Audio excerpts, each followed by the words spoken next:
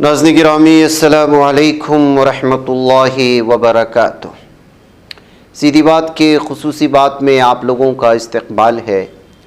ناظرین گرامی، دینی مدارس کا اس وقت سالانہ اور تقسیم اسناد کا جلسے دستار بندی کا اور مختلف موضوعات پر اجلاس کے اہتمام کا سلسلہ جاری ہے۔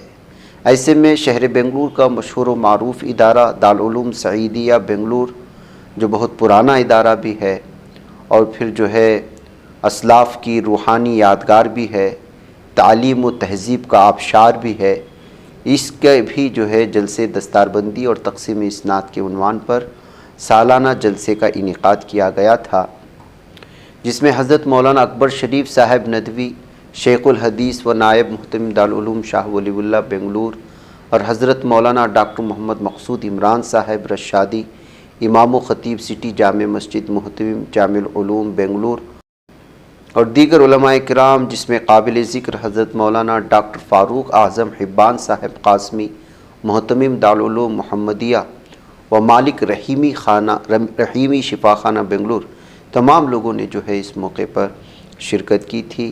اس بابرکت موقع پر شہر گلستہ اور بیرون شہر سے معزز علماء کرام اور عمائدین بھی رونق اسٹیج تھے اور اپنے اپنے خیالات کا اظہار کیا، دینی تعلیم پر، مدارس کی اہمیت پر، اور پھر حفاظ کی اہمیت پر، اور کس قدر ضروری ہے دین سے اپنا رابطہ جوڑ کر کے طلباء کو مدرسے میں داخل کرتے ان کی آج کل کے اس دور میں، جس دور میں جو ہے اس وقت گھٹا ٹوپ اندھیرا چھایا ہوا ہے، ہر طرف بے دینی چھائی ہوئی ہے، لا دینی چھائی ہوئی ہے۔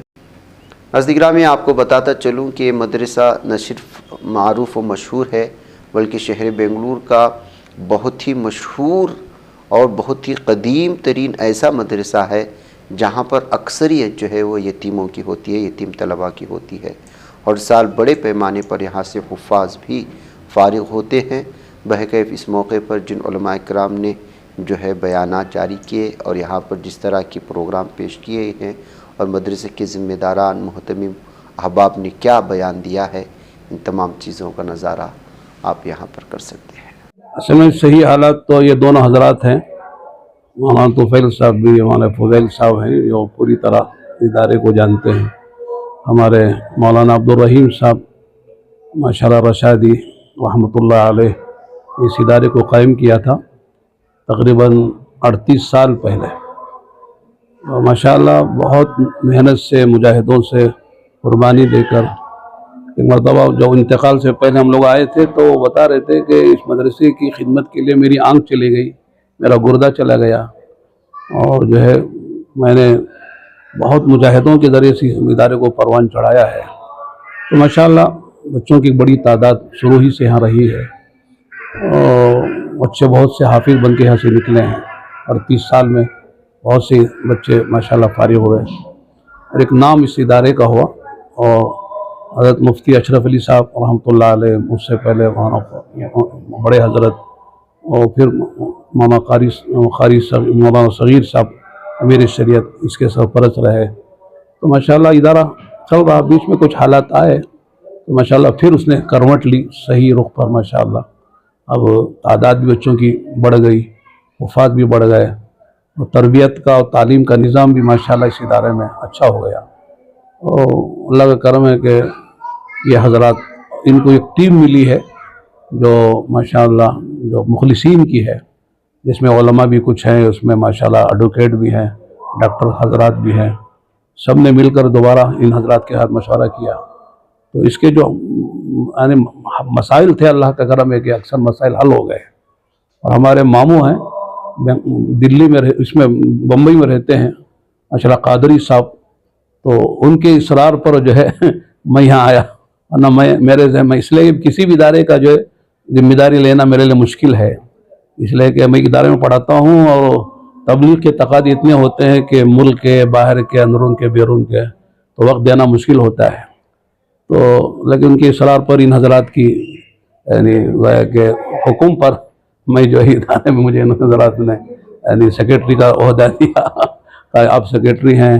اور اس کے بعد ہمارے مولانا صغیر ہم سب انتقال کے بعد دوبارہ یہ حضرات آئے کہ بھئی آپ حضرت محتمم تھے، اہتمام کا بھی जो दर्जा है या मनसब है वो भी आप ले लें, तो उस पर भी मेरी दस्तखत ले ली हजरात ने। तो बस हम नाम के हैं, सेक्रेटरी हो या मोहतमिम हो, लेकिन माशाल्लाह काम ये हजरात करते हैं। और कभी कभी मशवरा होता है इस तरह के। आज अल्हम्दुलिल्लाह जैसे सुना है कि 23 माशाल्लाह हुफ़ाज़ किराम फारिग हुए। हाँ, 10 हुफ़ाज़ किराम ने माशाल्लाह एक बैठक में पूरा कुरान सुनाया है। ये बड़ी बात होती है, वरना हाफिज हो जाते हैं लेकिन पूरा कुरान जैसे याद होना और याद नहीं हो पाता है, कच्चा पक्का रह जाता है। तो एक बैठक में सुनाने का मतलब यह है कि इन पर अच्छी मेहनत हुई है और माशाल्लाह कुरान को पक्का याद कराया गया है। और इंशाअल्लाह उम्मीद है कि ज़िंदगी भर ये हाफिज रहेंगे। मैं आमतौर से कहता हूँ कि हाफिज होना आसान है, हाफिज रहना मुश्किल है, इसलिए कि ज़िंदगी भर का मसला है। इस हाफिज होने के फ़ज़ाइल हैं, हिफ्ज़ करके भूल जाने के भी बड़े नुकसान हैं, बड़ी वईदें हैं उस पर। तो माशाल्लाह इन हज़रात ने इन बच्चों को एक बैठक में कुरान सुनाने के पर तैयार किया है। इसके अलावा मदारिस पर अमूमन इल्ज़ाम लगाया जाता है कि असली तालीम से दूर रहते हैं, सिर्फ दीनी उलूम पर फोकस किया जाता है।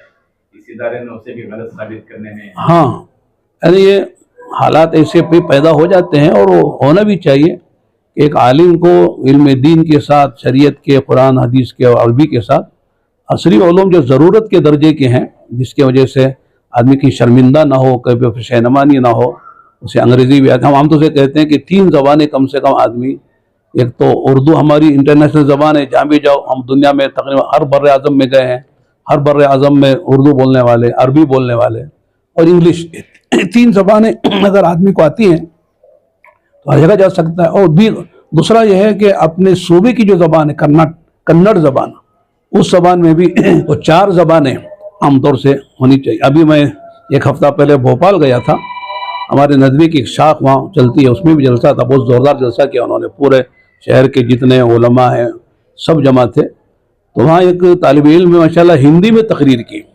ठेठ हिंदी में। मैंने पहली मरतबा सुना किसी मौलवी को हिंदी में तकरीर करते हुए। तो चूँकि वहाँ हाँ एमपी में हिंदी ज़्यादा चलती है, वहाँ की यानी सूबाई ज़बान हिंदी है। तो मैंने खुशी का इजहार भी किया। मैंने कहा भाई हम भी यही कहते हैं कि अपने अपने सूबे की ज़बान, और ये हिंदी तो हमारे मुल्क की भी ज़बान है, हिंदुस्तान की भी, इंडिया की, और हमारे यहाँ सूबे कर्नाटक की कन्नड़ ज़बान है। इसके अलावा फ़िरक़ा परस्तों की जानिब से मदारिस इस्लामिया को जो निशाना बनाने की उम्मन साजिशें होती हैं, उससे भी ये इदारा गुजर चुका है। लेकिन एक जोरदार थप्पड़ है फ़िरक़ा परस्तों के नाम पर, यहाँ का डिसिप्लिन, उस सिलसिले में दीगर इदारों के लिए क्या पैगाम रहेगा?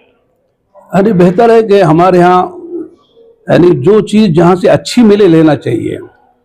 जैसे हदीस में आता है कि अल हिकमत ज़ाल्लतुल मोमिन हैसुमा वजद फ़अक़ु बिहा, हिकमत की, दानाई की, फ़ायदे की बातें जहाँ से मिले लेना चाहिए। तो यहाँ जो लोगों ने इल्ज़ाम लगाया था और यहाँ के सर्वे किया था, जिसकी वजह से एक मसला नज़र आया था, लेकिन माशाअल्लाह उसके बाद जो यहाँ का निज़ाम देखा उन्होंने, डिसिप्लिन देखा, सफाई देखी, बच्चों का माशाअल्लाह तालीम और तरबियत का और दीनी असली उलूम को का इम्तिजाज देखा, तो वो खुद ही जो है वो उन्होंने कहा कि भाई हमने गलत सोचा था, हमने गलत कहा था, एतराफ़ करने पर मजबूर हुए। तो ऐसा होना चाहिए कि हर इदारे में ऐसा निज़ाम हो कि लोगों को उंगली उठाने की गुंजाइश ना मिले। उस पर कोई जवाबी कार्रवाई हुई क्या?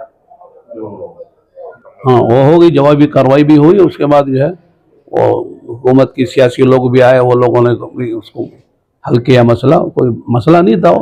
अब ज़ाहिर है कि कोई ना कोई अंदाज से इस्लाम मुसलमानों पर मदरसों को निशाना बनाते हैं। का नाम दे दिया जाए, हाँ, नहीं, इस हवाले से जवाबी कार्रवाई करना चाहिए। खामोशी का क्या मतलब है कि आपने मान लिया, हमने कबूल कर लिया आपने जो इल्ज़ाम लगाया, तो जवाब देना जो है वो उसका हल है मसले का, ताकि वो उनके जहन में जो बात आए वो ख़त्म हो जाए।